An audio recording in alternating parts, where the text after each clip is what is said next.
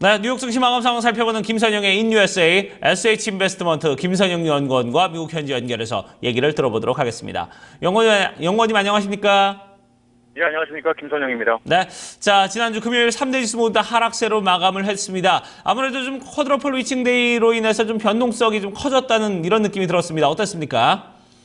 예, 그렇습니다. 증시에서 거래되는 개별 주식과 지표 선물 등 4가지의 옵션이 한꺼번에 만기가 되는 올해의 마지막 쿼드러플 위칭데이를 맞아 거래량이 평소보다 크게 증가했던 가운데 하락 모멘텀이 이어지면서 3대 지수 모두 1.5에서 2%가 넘는 급락세를 보이면서 변동성이 큰 장세를 연출했습니다.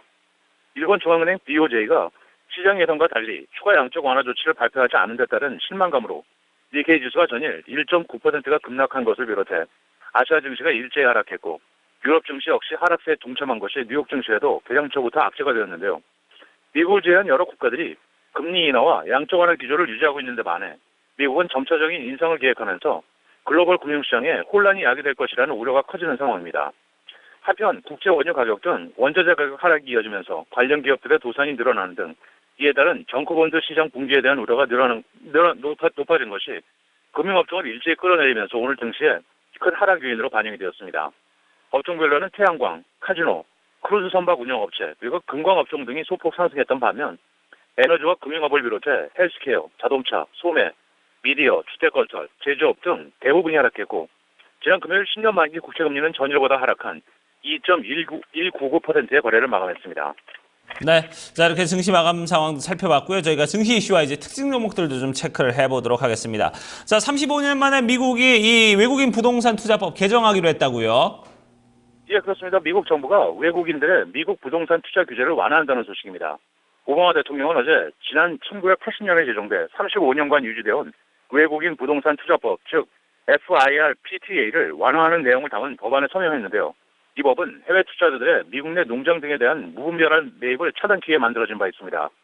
한편 이번에 거래된 법안은 해외 연기금과 퇴직기금 등이 미국의 부동산 투자 신탁인 리츠와 부동산에 투자할 때 발생하는 세율을 미국의 연기금과 동일하게 하향 조정하고 외국인이 보유할 수 있는 리츠 소유 한도를 기존의 5에서 10%로 높이는 것을 골자로 하고 있어서 향후 미국 부동산 시장에 외국인 투자가 늘어날 것을 예상케 하고 있습니다. 지난 금요일 주요 종목들입니다.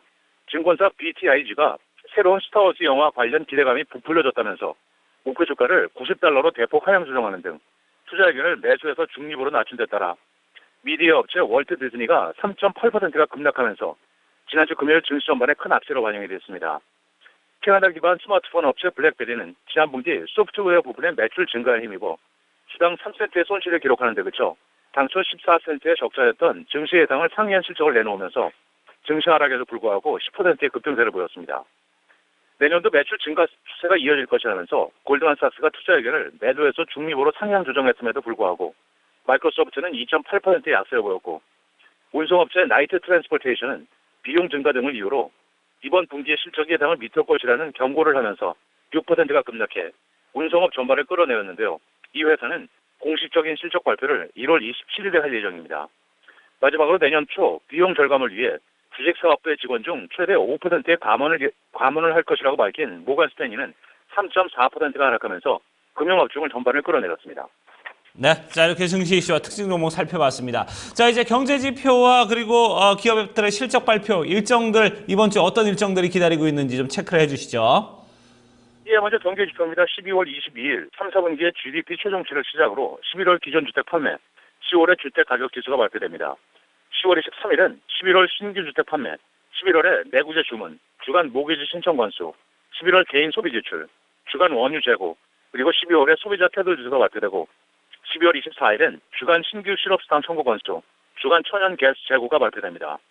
실적 발표 기업들을 보면 12월 21일 신타스, 스틸케이스, 네오젠, 12월 22일은 나이키, 마이크론, 코네그라, 캐램프, 아메리칸 팜랜드, KHX, 칼라보 그로워스, 그리고 12월 23일은 린슬코프, 칼미인푸즈, 노블리스 헬스, 12월 24일은 퀴유 360 테크가 지난 분기 실적을 발표할 예정입니다.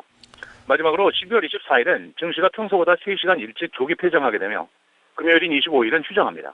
네, 알겠습니다. 자 이렇게 오늘 증시 얘기들 잘 들었습니다. 좋은 말씀 고맙습니다. 예, 고맙습니다. 네. 자, 이렇게 미국 현지 연결해서 저희가 김성영 연구원과 함께 뉴욕 증시 마감 상황 체크를 해봤습니다.